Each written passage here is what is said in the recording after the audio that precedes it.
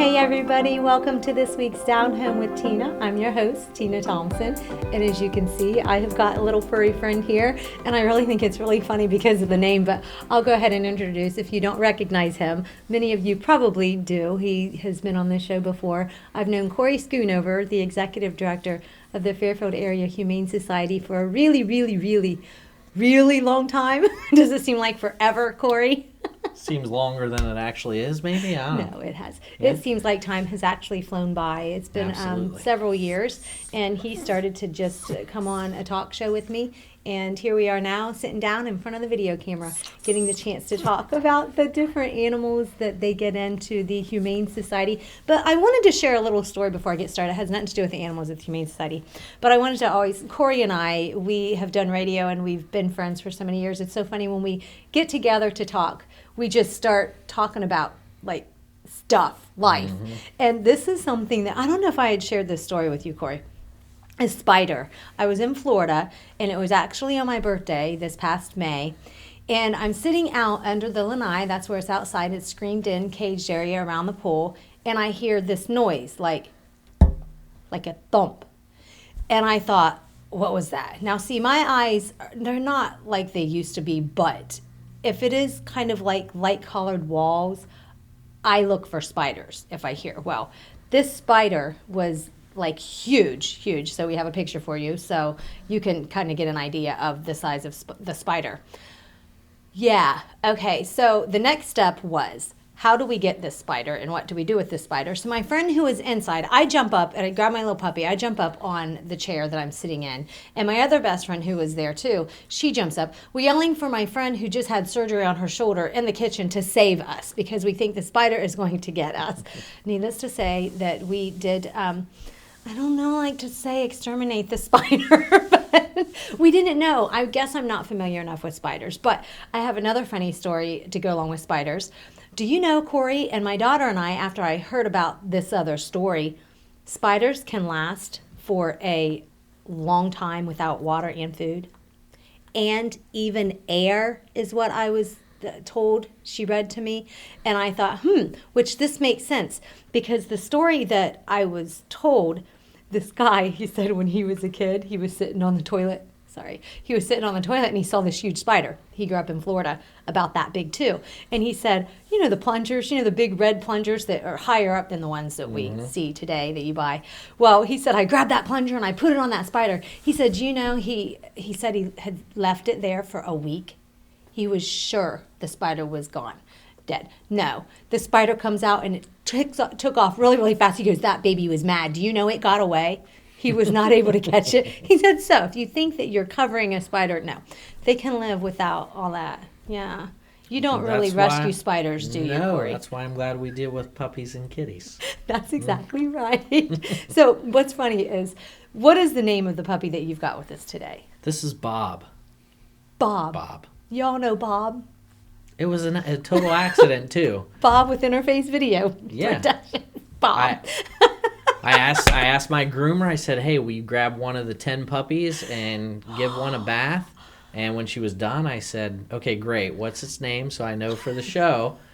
And she said, Bob. And I started to laugh. And she said, what? I said, well, the owner of the station's name is Bob. So. And then Bob did greet Bob, didn't he? Maybe Bob will go home with Bob. That would be. Yes, that would be really cool. It's fate. That is right. Sometimes that is exactly what it's supposed to be. So, Corey, tell me a little. There's this thing about puppy breath, and I just got some puppy breath there. There's nothing like it. A newborn little puppy. How old is Bob, Corey? Bob's like 10 or 11 weeks old. So. Do you have any idea whatsoever of what breed? I know that shouldn't matter when it does go to somebody who wants to adopt. So we don't. We transferred him and his 9 siblings in from another facility, and they did not have parent information, so I mean we're calling them large mixed breeds. So we think they'll get up to that 60-pound range, possibly. So your guess is as good as mine, but they are a cute bunch, and I don't think you would have a problem falling in love with one of those. Yeah. The coloring of him looks like it is kind of a brindle. type. Can you explain what that brindle means? Well, that black through the black, I kind of like to call them tiger striped. Okay, if yeah. you will. Yeah, compare it to that. Brindle is what it is, but if you want to, layman's terms, it's kind of like a tiger stripe almost. And there's that litter kind of light brown all the way to that dark brown, and they all have those brindle markings in them, so they look really cool. Oh, yeah. He says he wants something. What do you want, baby? What do you want, huh? He wants to get down and explore. Tell us all about you, right? Yeah, a curious puppy. Is that what we'll call Bob today? Corey, I know that you guys are always adopting the cats, dogs, kittens, and puppies. What all, when you do adopt, comes with a? So all of our, and we'll talk specifically about these guys, but all of the animals are fixed before they go home. So that's a key to our adoption process. So their vaccines are included, their deworming, their microchip. So like all of the puppies that we have 5 months or younger are $180 for the adoption fee, and that covers all of our medical costs for them. So, and then of course we offer some additional opportunities to kind of stay with us as they grow older, because we have a low cost vet clinic on site at the Humane Society now. So babies like to bounce. You want to bounce? I'll bounce the baby puppy. Does that help? It's like you're making me dizzy. It's not my fault if he throws up his breakfast. That's I'm just saying. Oh, yeah, we'll catch that. Hey, I'm a mom. I've caught vomit before. It's no big deal. Dog vomit or kid vomit. I will tell you, we have his group. Oh, heaven's sakes. There we go. Let's injure the puppy. We do handle animal abuse complaints as well at the Humane Society. Are you okay? He's okay. No, I caught him. Yeah. I broke the fall. Well, it was kind of. They're just like your kids. I mean, everyone's dropped their kid on their head at some point. I didn't expect him to jump at you. My moment being dropped on my head out of a cart would be in like the old Hart's Big Bear store. You did. Right on my head. Bob will just be our next Corey. How's that? Yeah, see? No big deal. It's okay. No. I won't give you back to mean Tina. No, so Bob and his litter, Bob and his litter are ready to go now. Okay. So they're available to look at on our website or stop in the shelter. But we have a total of 33 puppies right now. Some that are still newborn and with their moms, but we have other groups that are coming available. So plus a ton of kittens. So the holidays are approaching. What do you think has helped the Fairfield Area Humane Society to be as successful as you all are? Because you guys, I think it is very safe to say, you are a very successful nonprofit humane society. It starts with the community support. Everything that we do is based off, donations, the services that we offer. And I think the key for us has been, as we've grown and added services, it's really to help the pets in the community. So when you're really servicing a need, people really rally around that. And I think that's really what has helped us expand more than I ever thought that we could. I mean, I always have, my goals, and sometimes they're a little crazy, and people look at me like I'm crazy. But we Corey, make it happen. You always have new ideas, and I think they're creative ideas, and that's another part of the success as well. You share it with folks, and then they get on board, and then your team and you can make those things happen, because you have just expanded in a huge way. Something also, you guys do have the dog park out there. Yeah. I mean, so look at what I really challenge people to look at humane societies or look at shelters and say, okay, they're always gonna have puppies and dogs and cats and kittens to adopt, but we really want to make it a family experience. Kind of, you stick with us through the whole time. So the dog park is fantastic, because we see dogs that were adopted from us, so we continue to see them. It's like a family reunion all the time. So the holidays are amongst us, and is it wise for somebody to adopt a cat or a dog for somebody to surprise them and give them as a gift? So maybe in the right situation. I've always been a big no on the gift giving part of it, but if you it's only a no if you just go into it blindly. I mean, January and February, I always cringe because, what's going to come in, like returned gifts. If you're buying a little puppy or a boxer puppy or a husky or something, and you're going to give it to your elderly parents or your grandparents, that's not a smart gift. Right. I mean, so I think if you're being smart about it, and it's not one of those that I think can be a total surprise. They got to have some kind of recognition that, I'm going to be able to handle that. Or you better have a good backup plan. I'm just thinking that there are some breeds that are naturally more hyper. So, I would be careful on getting that as a gift anyways, if you think that it might be wise for an older person, unless they're a very active older person, then you might, you got to kind of, because I know that we always say come out to the Humane Society and make sure to spend some time with that dog if you think that is the right personality for your family, no matter what breed it is, because you want to make sure that it's the correct one, because you want them to stay with that home forever. Well, and everybody's drawn to puppies and kittens, and that's fantastic. They do get bigger. They are a lifetime commitment. They do get sick. They're just like kids. So Bob fell asleep. Do you have a concussion? No. No. So I'm just giving Tina a hard time. It was nap time, and he was ready for a nap. They eat, sleep, poop.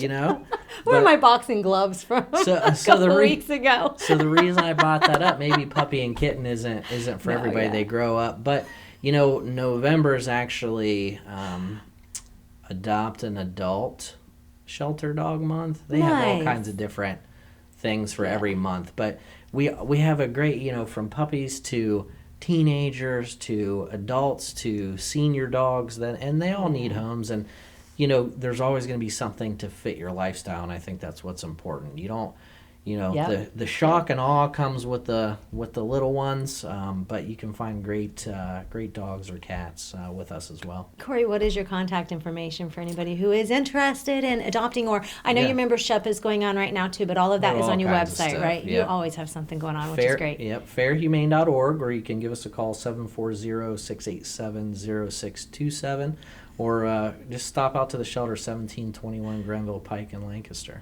I love puppies. I love dogs, don't get me wrong, yes. Older ones or smaller ones, and cats and kittens. So, check them out, folks. Don't go anywhere. Mom. Thank you so much, Corey, for being with me. And I've got your little treat of cookies back here. There you go. Is that what was wrong? Bob he knew I wasn't going to give him the cookies, so here, your little treat. But folks, don't go anywhere. I've got a great teacher with me that's going to be on the show coming up here in just a few minutes. She is with Talmadge Elementary. We're going to find out the amazing things she does, because I was talking to her a couple weeks ago, and she's pretty cool. I'll be back. You're watching Down Home with Tina.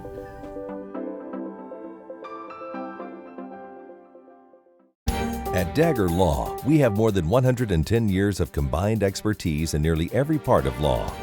What I think sets us apart from any other law firm is our ability to work together. With us, you're getting a trusted partner, in addition to a team who can help you with a growing business, changing family, planning your future, or dealing with land issues. It's a challenge every day, and you meet an awful lot of nice people. Your case matters. We'll take the time and the energy to ensure that you have a quality experience, quality representation. Whatever you need, we have a lawyer who can help. Dagger Law. Local, trusted, experienced. The Frankie Smith Funeral Home and Crematory in Lancaster and the Johnson Smith Funeral Home in Baltimore have a long and wonderful history of serving our community. Feel free to give us a call at 740-653-0652. Stop in and see us at either of our two locations, 405 North Columbus Street in Lancaster and 207 South Main Street in Baltimore. Respect for tradition, regard for change.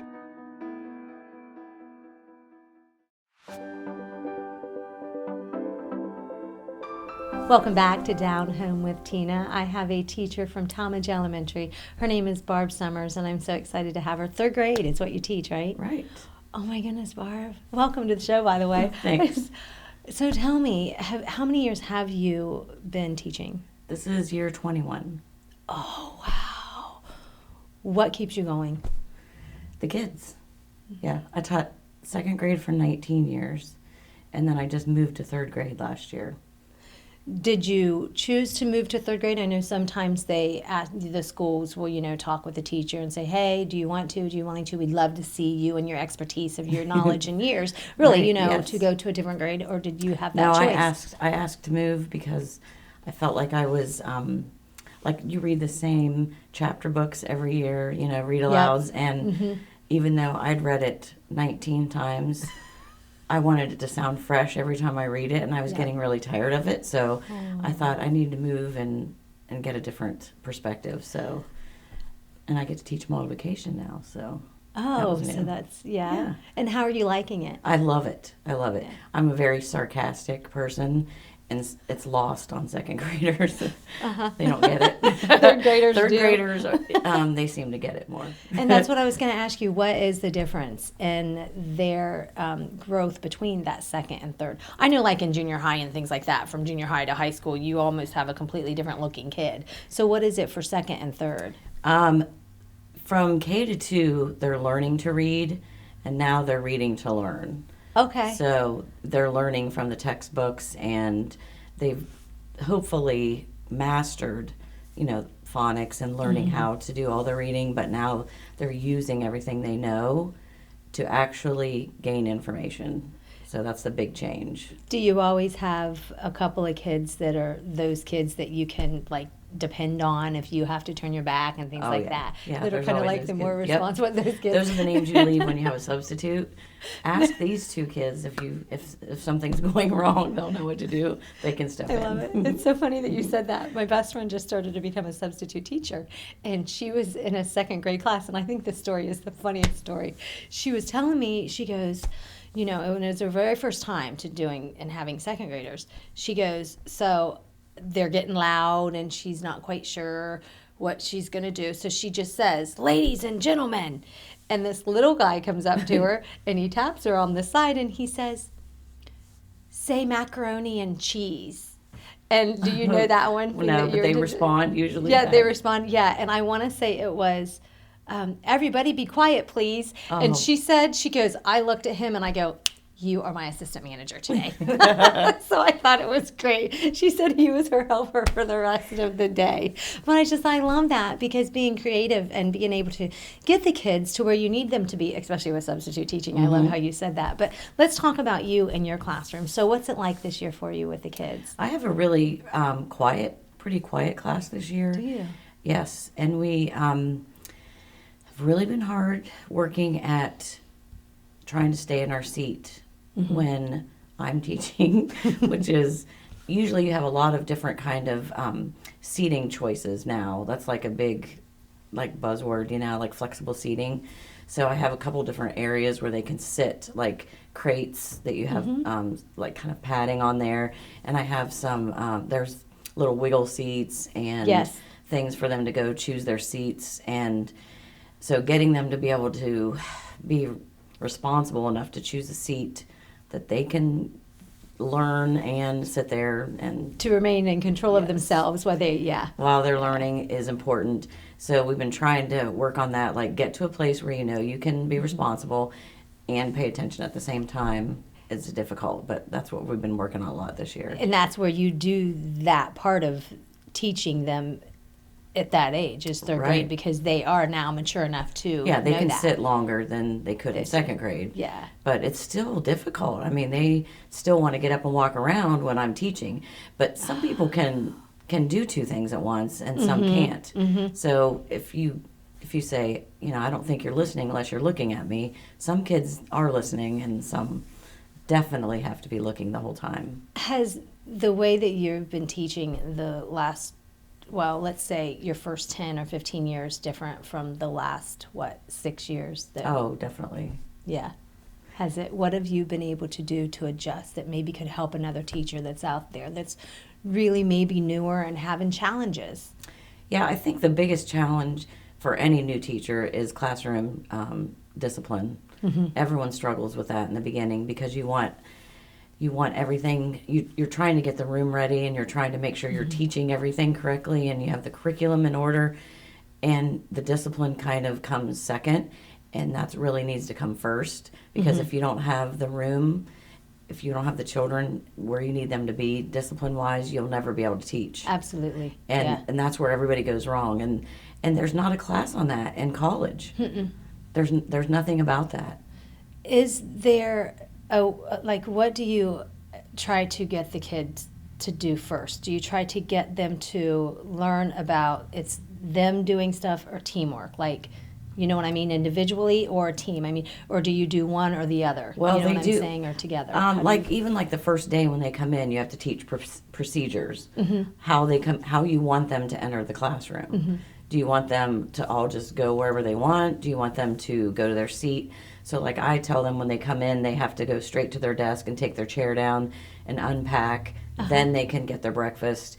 And they have to do that over and over and over. And if they line up and they're talking, we go back and sit down. And if it takes 10 times for them to do it right, you've got to keep doing it over and over and over. Consistency. Like a broken record, over and over. Yeah, consistency. So I love that how many kids do you have in your class? 23 this year. And you've been at it for 21 years? Yes. Oh my goodness. And I want to switch the topic, but I think this is so neat because I think this, and we just briefly had spoken for just a couple of minutes about this, because you're about to run your first half marathon. Yes. Correct? Right. And what does that do for you in your profession? How does It's it a help big you? stress reliever for me. I look forward to it. I used to do it in the mornings before school. I get up at 4:20 and run at 5 and just run a 5K. Like there's a group of people that would run every morning about OUL. And then when it was dark, I didn't really like to do it because no one was at my pace. So I just started doing it when I got home. Now it's dark again. So I've been trying to do it since I've been training for this half marathon. I've been having to run much longer distances. So I've been doing it on a different time. But it's a great stress reliever. That's me. I'm like, I'm a happy runner. I know. I love it. I'm just like, I'm running and I might be like, I'm dying, but I'm loving it at the same time because at the end I do feel good. I've been really bad about not doing it lately, but I got to get back into it. Yeah. I'm so excited for you. That is so great that you're doing that and the commitment that it takes and the training and self-discipline. I think that says a lot for you for what you're doing in the classroom for your kids as well. Thank you. You know, success in your personal life and then success for the kids goals as well. But I have some fun things for you. I have great folks in the community that down in Watini I work with, and so we give certificates when we highlight our teachers and different folks in the community. So here is a gift card from the Flower Pot. They're located on North Columbus Street. $25 fresh flower arrangement that you can towards that. Sweet. And then the Ale House, $18.90. Here's a gift card, $20 gift card. And then if you've never visited Ava Jewelers, you have got to, you have, okay, so here is a $40 gift card from Ava Jewelers. And then also, oh my goodness, so I stopped by at Walker's Shoe Center, and I've talked about their purses before, and there's an elephant purse, and I'm so super wanting it, but if it's not there by the time I get there, I understand, because it is beautiful and it's gorgeous. So they have a new selection of purses, and she says she's having a tough time keeping them in stock, which I'm really excited about that. But you can use the certificate, $30 certificate for Walker Shoe Center, on any item in the store, not just maybe one of the purses or the little wallets. She started showing me the wallet and that you can put your cell phone and all this other stuff in it, and I was kind of like, no, I love that purse up there. I didn't even notice those in there. But yeah, Oh yeah, my so they have, gosh. so Barb, That is thank really you. nice. I just thank you for everything that you do, honey, and it's just so wonderful having teachers in our community to have the opportunity to highlight, and Melody Slater and the principal Jake Campbell over at Talmadge Elementary, and the awesome things that you have going on in that school and keeping it positive. Thank you so much. Thank you, Barb Summers. And you're watching Downtown with Tina, and I'll be back in just a few minutes. Hi, I'm Amanda Wattenberg, Regional Director at Ohio Guidestone. Do you or does someone you know have a substance abuse disorder? Have you been thinking about getting help, but don't know where to start? It takes a lot of courage to ask for help, but it's the most important step you can take. If you think you know everything that's available in Fairfield County, think again. Like other chronic diseases, addiction can be managed successfully. Treatment enables people to counteract addiction's powerful, disruptive effects on the brain's behavior and regain control of their lives. Even if it takes multiple attempts, treatment does work and people do recover from addiction every day. So keep trying, because your life matters. You matter, and we're here to help. Call 211 and ask for the treatment resources available right here in Fairfield County. This message is brought to you by the Fairfield County Adam H. Board.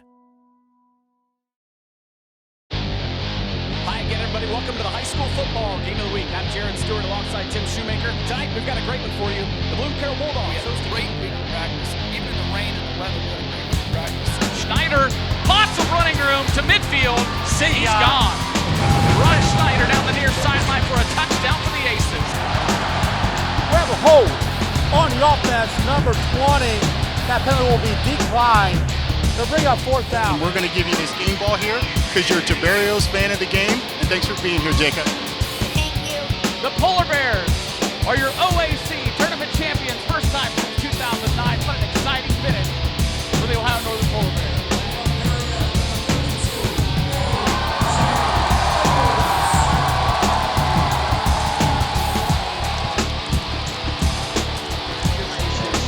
Very proud of this trophy because you've earned it.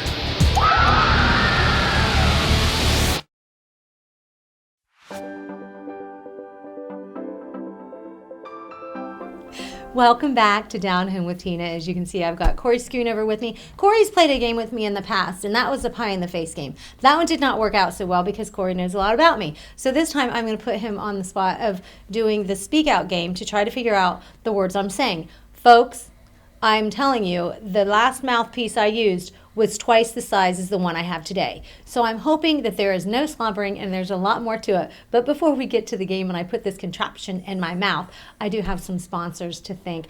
I want to thank so much Ava Jewelers for sponsoring the show here. They are the reason why I'm able to come on each week and highlight awesome folks and nonprofits and every now and again an awesome business that we've got in our community. I also want to thank Huddle Tire Company, Donald Law Office, Fairfield Area Humane Society, the Flower Pot, Walker's Shoe Center, and I think I've got all of them.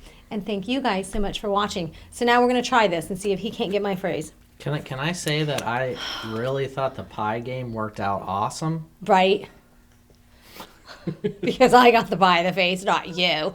It would have been fun, though, to try for Bob. Bob is losing patience with us, I think. Bob is ready to go home and take a nap. Bob's good. I love Bob. Bob is just so fun. He's so sweet. Oh, he's going to play. Okay. Ready? This one doesn't hurt as that either. Okay. Who's all makes me nervous? Who makes you nervous? Who's all? Who's all? Who's all? Who's all? Who's all? What? Who's all? I'm terrible at this game. All. I think You know, a log. Oh. Moving on.